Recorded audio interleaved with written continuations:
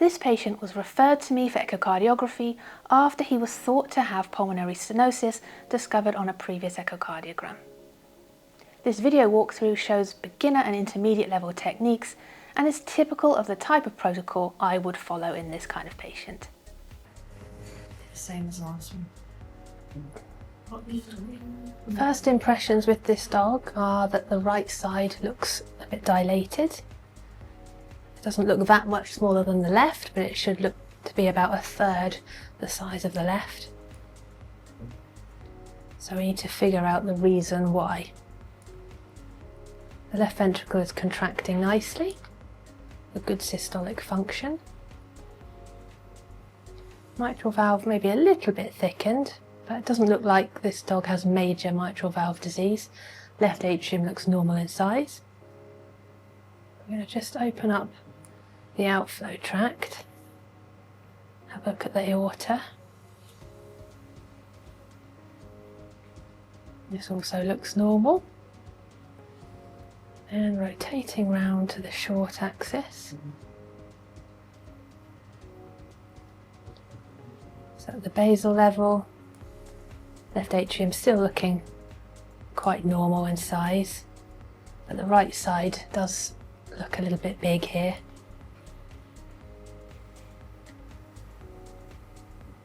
There's our mitral valve again.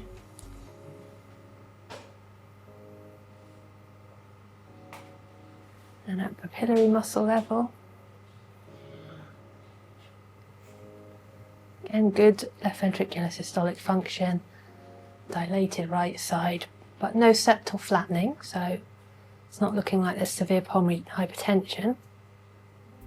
Just going down to the apex. And now I'm going to go back and put my colour over all of those valves. So starting with the mitral valve.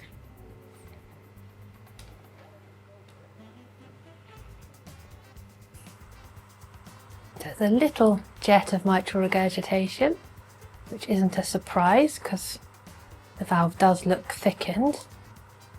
It's not looking very severe from this view, although I'll need to check it from all of the views to be sure.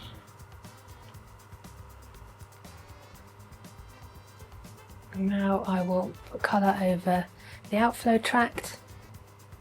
That all looks very normal.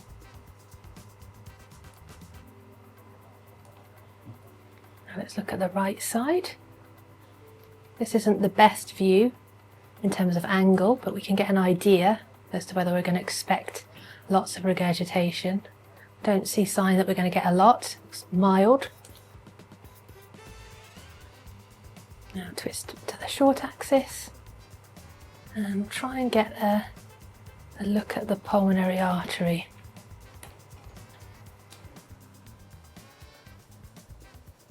So using my colour to guide me there, I'm going to put my pulse wave Doppler through here, just past where the valve should be.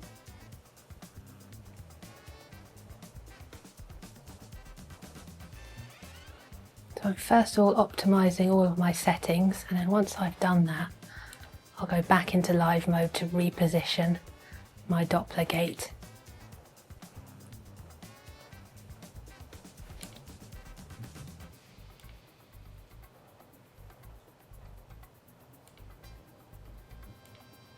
Not the cleanest trace, I might get a better one from the other side, but velocities are looking normal on pulse wave. Let's try continuous.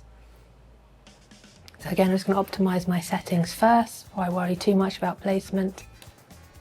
If there is any part of this echo that you don't quite understand or want more explanation on, please be brave and pop a comment below. I love to see your comments and they really do help me to help you. I'll just check the tricuspid from here while I'm here. Colour over the valve. Angle of insonation is really important for spectral Doppler, and there's a link in the description below to a video I've made previously on why this is so important. So a little bit of an elevated velocity here.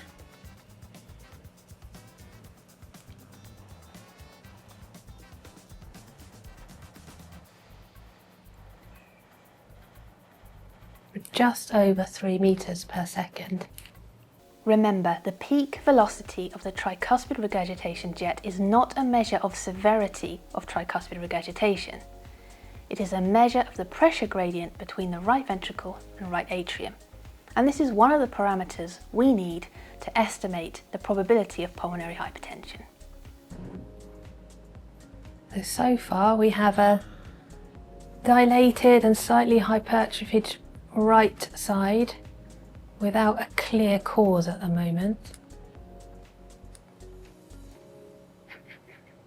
Just checking there's no shunt between the two sides.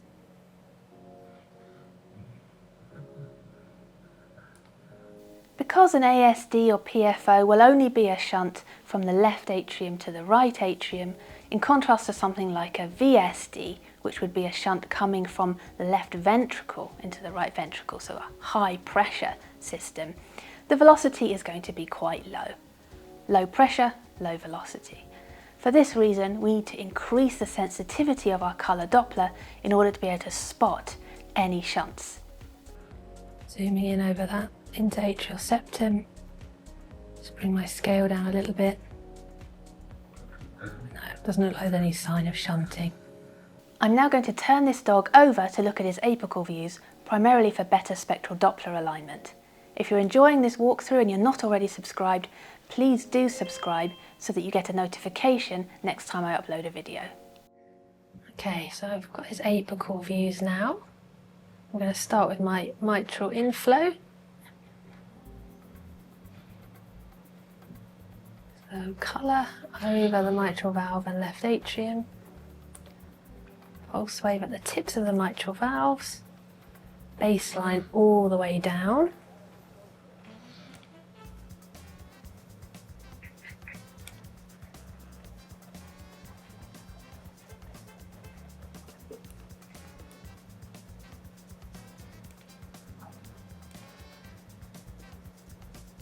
And I want to have a look at the path of the blood coming in. So where it's red coming in, that's what I want to aim for. Okay, so that's nice. I can measure those cycles there.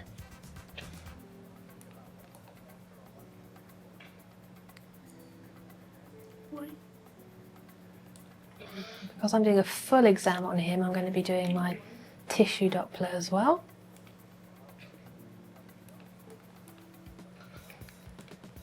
Adjust my sweep speed, get a few more cycles in at once.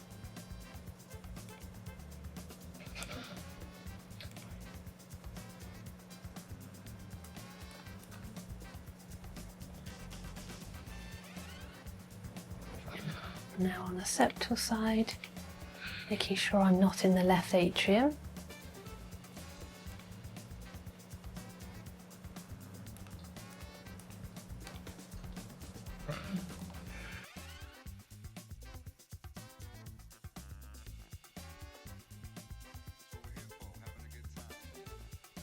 Now to my 5-chamber, colour over the aortic valve.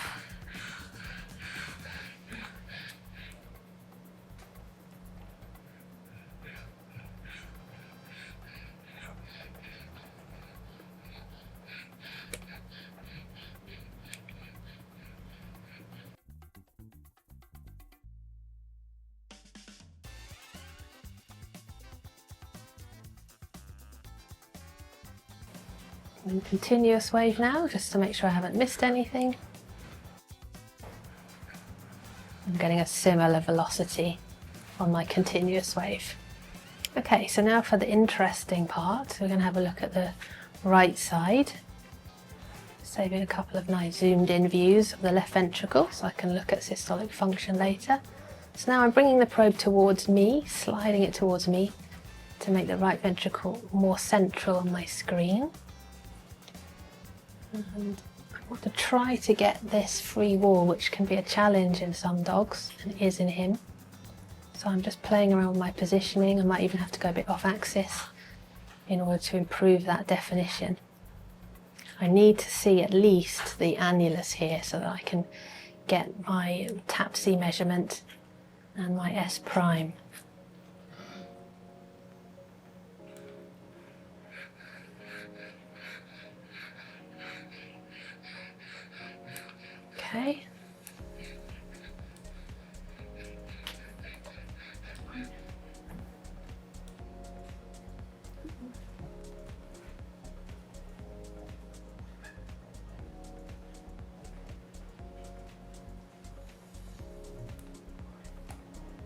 So I've got my TDIs, and now it's the search for that tricuspid regurgitation, which I'm not seeing terribly well from here. I'll try putting my continuous wave, but I'm not expecting to get a nice trace. And I don't, so now I'm going to be a bit creative. I'm going to slide up his body. Get a foreshortened view, but that doesn't matter for what I'm doing here. Just need to be able to see that valve nicely. Try and get a good view of the jet.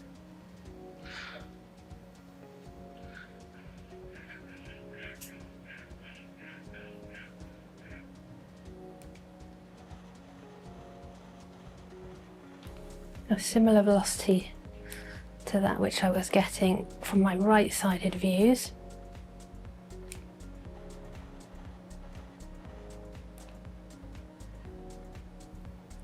See what that is quickly. Velocity. So about 3.1 there.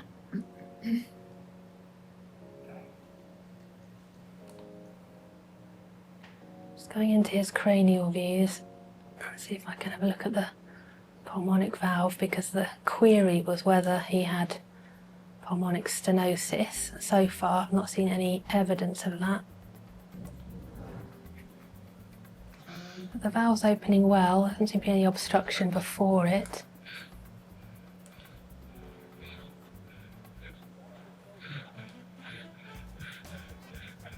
A normal velocity on pulse wave.